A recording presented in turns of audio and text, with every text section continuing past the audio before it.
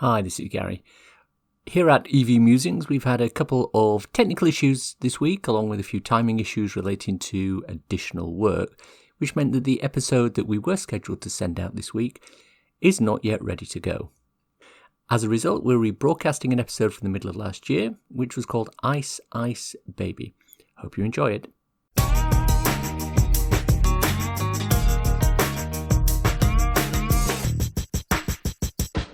Hello, my name is Gary, and this is episode 16 of EV Musings, a podcast about electric vehicles and things that are interesting to electric vehicle owners. This is a solo effort today. Simon is prepping some stuff for a future episode about living without a home charger. In this special episode, we're going to be following up on something we talked about back in episode 4, the mainstream media. We talked in that podcast about the fact that mainstream media tends to not be too serious about EVs at the moment. They regularly send one of their journalists out with an EV and ask him or her to do a really long journey to see, quote, if EVs can do it. More often than not, the resulted article proves that EVs aren't ready for the mainstream. But when you look at the detail, you find one or two things that don't quite add up. There was a recent one in the Independent, which we'll attach a link below. And it turns out that this driver made 3 crucial mistakes when planning his journey. He didn't fill his car up to 100% charge before he left. He relied on ecotricity chargers as his only means of charging a vehicle that only uses CCS, and he believed the manufacturer who said an e-Golf could travel 180 miles on a single charge. Naturally, he hit some problems on his journey. But as a result of this, we now have another mainstream media outlet pushing the narrative that EVs can't do long distances. The comments attached to the tweet about this article prove that this is factually incorrect. But every time I see an article like this, I'm drawn to the fact that even if everything goes correctly in journeys like this, it's always easy to bias the wording to give a negative impression. To prove this, about 12 months ago I wrote a blog post entitled Ice, Ice, Baby. It flips the EV narrative on its head and shows how easy it is to flavour an article negatively if you want to. But in this instance, I'm writing from the point of view of an EV driver who's trying out one of those newfangled internal combustion engine vehicles for the first time. So here's that article in full. So I thought I'd see what it's like living with one of those new internal combustion engines for a couple of days. Now this isn't a post about the actual car itself, a nice Honda Civic, but more about the actual day-to-day issues and benefits of living with an ICE car if you're used to an EV. My intention was to go from my house in Basingstoke to my sister's house in Huddersfield. With an EV, this would be no problem. Straight up the M3, round the M25 and up the M1 with a couple of charging stops at the services, unless I'm in a Tesla, and done. But my first problem was range anxiety. I didn't know how far I would be able to travel with the fuel in the Civic. When the car arrived, the tank was only half full. According to the manufacturers, I could get about 38 miles to the gallon on a mixed cycle. The problem is I didn't know how many gallons I had left in the tank.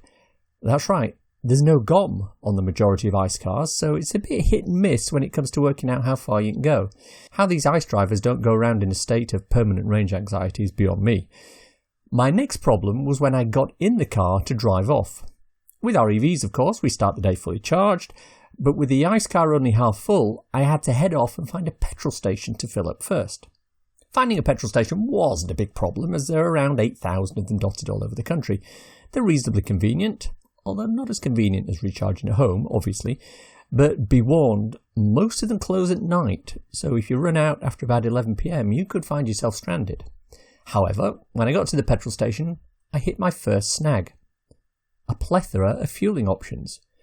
Apparently, there are different types of fuel you can put into an ICE car, and you have to make sure you get the right one. There's diesel, there's unleaded, premium unleaded, and for certain legacy vehicles, there's something called 4-star. All very confusing for those of us who like to just grab a plug and start charging. Under no circumstances must you put the wrong fuel in your ICE vehicle or the world will end, apparently. Also, different station operators have different names for their fuel. Shell, for example, have one name for their top-of-the-range unleaded, and Esso have another. There's no indication if these are the same or different, and my Civic owner's manual was no help. Why can't they just use electricity like normal people, eh?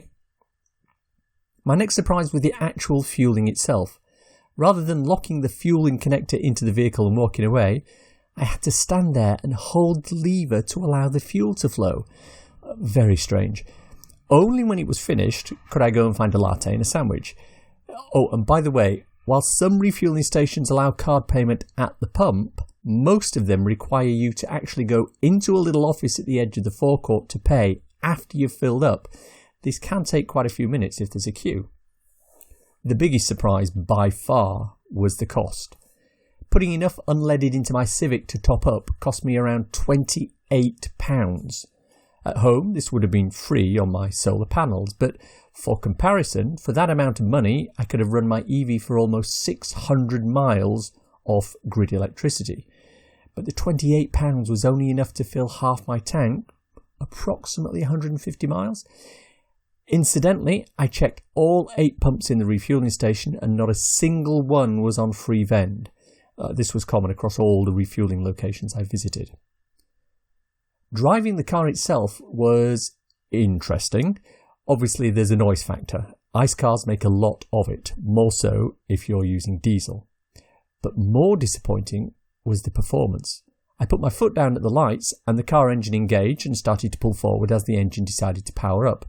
There's a thing called a torque curve with all ICE engines, which basically means that the power doesn't come all at once, but it's fed in gradually. Hardly useful if you're heading into a roundabout in the face of incoming traffic, right? And don't even think about one-pedal motoring. Doesn't exist on a ICE car. You have to keep your foot hovering over the brake or you will run into the car in front. I almost rear-ended several vehicles at the traffic lights as I kept forgetting that the car needs to be told when to stop. Having sorted out these driving quirks, I headed up the M3 and I seemed to be making good progress.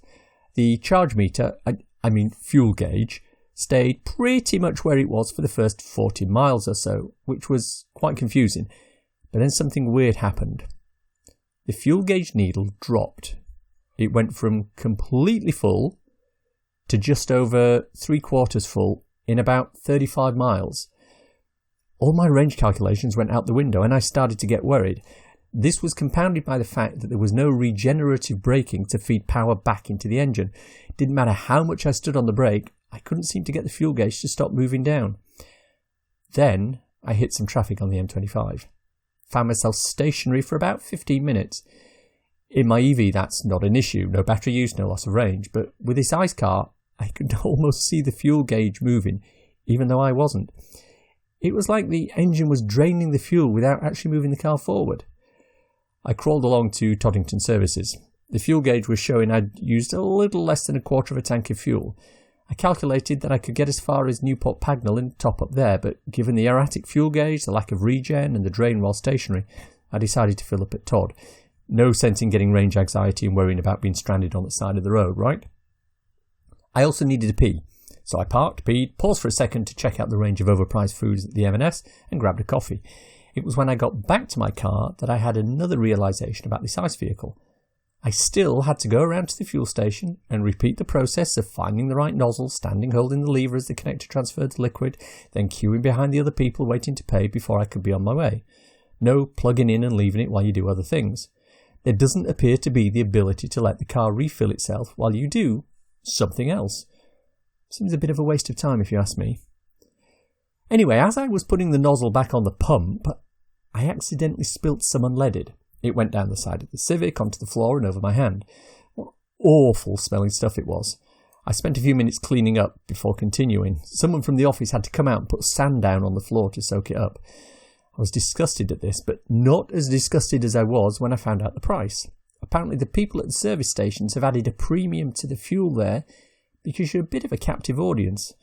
I put in about £12 of fuel, but my calculations indicate that at the place I'd previously topped up, near my house, the same volume would have cost me about £10.50. That's £1.50 difference, and it would have brought me about 10 kilowatt hours of electricity on an ecotricity charger. Enough for a couple of days regular commuting. Shocking. I got to Newport Pagnell and the fuel gauge had, again, been erratic and non-linear. I had to decide whether to top up or take a chance that I could go further. A rudimentary calculation indicated that I should be able to do at least 300 miles on the current fuel level. This would be more than enough to get me to my final destination, but I had no app to locate fuel stations en route. Was it worth risking it? Seizing my courage with both hands, I decided to risk it. I mean, range anxiety is a serious matter, and not having a GOM was a bit of a handicap. But I would grasp that nettle and plough on. But then we hit another snag. At the next service station, my wife decided she needed to pee. I pulled in and stopped out front. With my EV, I would have plugged in and topped up while she used the facilities, but this wasn't possible. There's a minimum amount of fuel by law that a petrol pump can dispense. As I didn't think I'd use that minimum amount between the two service stations, I couldn't use the pumps. I had to sit there with fuel pumps in sight and not use them while she peed. Very frustrating. But then we were on our way, almost 70 miles of trouble-free ice motoring. Then, more jams. Some sort of accident outside Nottingham. We were in stop-start traffic and the temperature inside the car was climbing. I flicked the aircon on and lowered the temperature of the interior, but this had an adverse effect on the fuel consumption. The little meter in the car showed the aircon was sapping the fuel, and presumably the range. This is of course exactly what happens with my EV, but because the ICE car lacked a GOM, I had no idea of the range impact. Speaking to other ICE drivers, it appears that this is totally normal, and for example cold winter weather can sap your range by up to 20% too. But I spent a nervous few minutes monitoring the gauge and doing mental calculations. I figured we should be alright. Leaving the M1 at junction 35A, I headed over the Pennines to drop into the back of Huddersfield. The climb up the hill would apparently drain the fuel and sap the range, but unlike an EV, the drop down the other side wouldn't recharge it, even if I freewheeled. Very disappointing, and a real design flaw in these ICE vehicles, I think. I'm pleased to say that I made it to Huddersfield without further mishap. The fuel gauge appeared to be at about 2/3 empty. A quick calculation showed I had about 100 miles left, meaning a useful range of 300 miles from a full tank. Apparently various diesel versions of this vehicle can seriously extend this to 500 and 600 miles from a tank, but diesel's even more expensive than unleaded and kicks out some very nasty things at the back end. Also, a reminder that owning the Civic meant that you would have to pay a specific fee to the government every year for kicking out some noxious exhaust gases. It's a vehicle excise duty. It's not eligible for congestion charge relief, and it will cost you more every year to service, as the complex internal combustion engine has many moving parts that need monitoring, servicing and lubricating. So in summary, I would say that the ICE experience is somewhat different to the EV one. Obviously it's still pretty new and it will develop, but it's not there yet. Stick with your EV until they find out the glitches, and start saving for your petrol. What were the pros? Well, quick refueling turnaround, took about 7 minutes overall. What were the cons? Expensive, smelly, noisy, no ability to refill at home, slow acceleration curve, expensive, no regen, multiple fuel types cause confusion, no GOM makes range calculation difficult. Did I mention the expense? So let's wrap it up by seeing if there's some cool EV or renewable thing that I can share with you, our listeners. I want to talk today about metal amorphous nano composite materials. I'll link to a video article about this, but basically this is a new way of creating the type of metals used to make electric motors.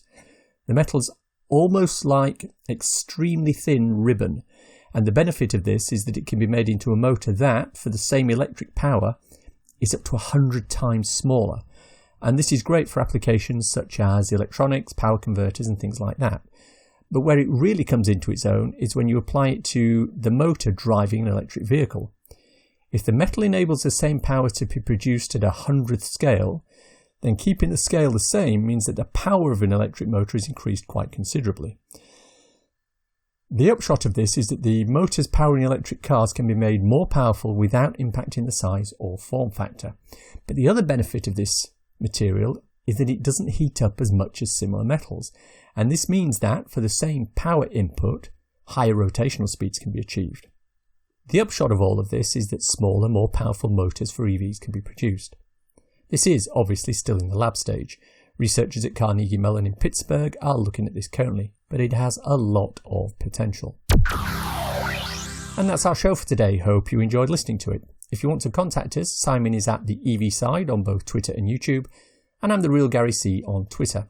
If you want to contact us on Twitter, use either of these or our own EV Musings Twitter account at MusingsEV. Don't ask about why it's that way around, just don't. If you're wanting a quick reference ebook to read on your Kindle, I wrote a little something called So You've Gone Electric.